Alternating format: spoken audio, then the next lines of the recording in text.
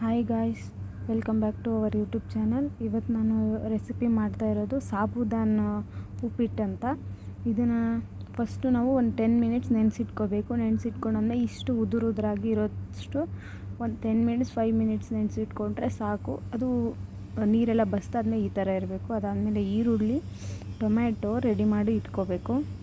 ಆಮೇಲೆ ಒಗ್ಗರಣೆಗೆ ಎಣ್ಣೆ, ಜೀರಿಗೆ, ಸಾಸಿವೆ, ಕರಿಬೇವು ಹಾಕಿ ಆಮೇಲೆ ಈರುಳ್ಳಿ ಹಾಕಿ ಸ್ವಲ್ಪ ಫ್ರೈ ಮಾಡ್ಕೋಬೇಕು. ಫ್ರೈ ಎಲ್ಲ ಮಾಡ್ಕೊಂಡಾದ್ಮೇಲೆ ಅದು ಚೆನ್ನಾಗಿ ಬ್ರೌನಿಶ್ ಕಲರ್ ಬರೋದಾಗೆ ಮಾಡಿಕೊಂಡು ವೇಟ್ ಮಾಡಿ ಆಮೇಲೆ ಟೊಮೆಟೊನ ಆ್ಯಡ್ ಮಾಡಬೇಕು. ಟೊಮೆಟೊ ಎಲ್ಲ ಆ್ಯಡ್ ಮಾಡಾದ್ಮೇಲೆ ಮೆಣಸಿನ್ಕಾಯಿ ಹಾಕಿ ಫ್ರೈ ಮಾಡಬೇಕು. ಅದಾದಮೇಲೆ ಅದ್ರ ಜೊತೆಗೆ ಶೇಂಗಾ ಕೂಡ ಹಾಕಿದ್ದೀವಿ, ಶೇಂಗಾ ಕಾಳು ಕೂಡ ಅಂದರೆ ಕಡಲೆ ಬೀಜ ಕೂಡ ಹಾಕಿದ್ದೀವಿ. ಅದಾದಮೇಲೆ ಸ್ವಲ್ಪ ಧನಿಯಾ ಹಾಕಿ ಮಿಕ್ಸ್ ಮಾಡಿದ್ದೀವಿ. ಧನಿಯಾ ಪುಡಿ ಎಲ್ಲ ಹಾಕಾದ್ಮೇಲೆ ಸ್ವಲ್ಪ ಕಡಲೆ ಬೀಜನೂ ಆ್ಯಡ್ ಮಾಡಿರ್ತೀವಲ್ಲ, ಸ್ವಲ್ಪ ಅದು ಎಣ್ಣೆಲಿ ಮಿಕ್ಸ್ ಹಾಕಬೇಕು. ಅದಾದಮೇಲೆ ಉಪ್ಪು ಹಾಕಿ ನಿಮಗೆ ರುಚಿಗೆ ಎಷ್ಟು ಬೇಕೋ ಅಷ್ಟು ಉಪ್ಪು ಹಾಕಿ ಫ್ರೈ ಮಾಡಬೇಕು. ಚೆನ್ನಾಗಿ ಫ್ರೈ ಆದಮೇಲೆ ಇವಾಗ ಆ್ಯಡ್ ಮಾಡಬೇಕು ನೆನೆಸಿಟ್ಟಿರುವಂಥ ಸಾಬುದಾನ ಆ್ಯಡ್ ಮಾಡಿ ಮಿಕ್ಸ್ ಮಾಡಬೇಕು.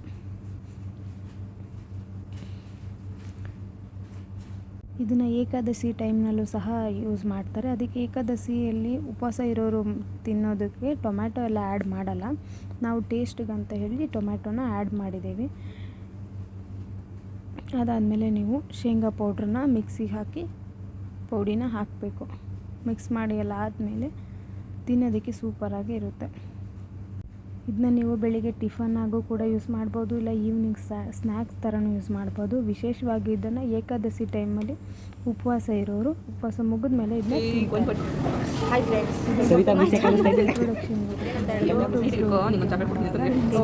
ನೋಡಿ ನನಗೆ ಈ ಥರ ಮಾಡಿ ಎಷ್ಟು ಟೇಕ್ ತಗೊಂಡಿದ್ದೀನಿ.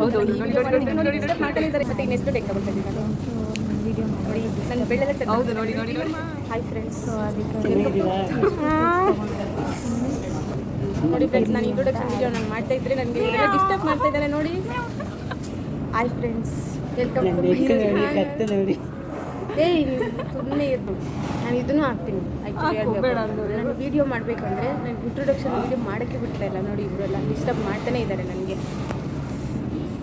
Hi friends, welcome to my channel.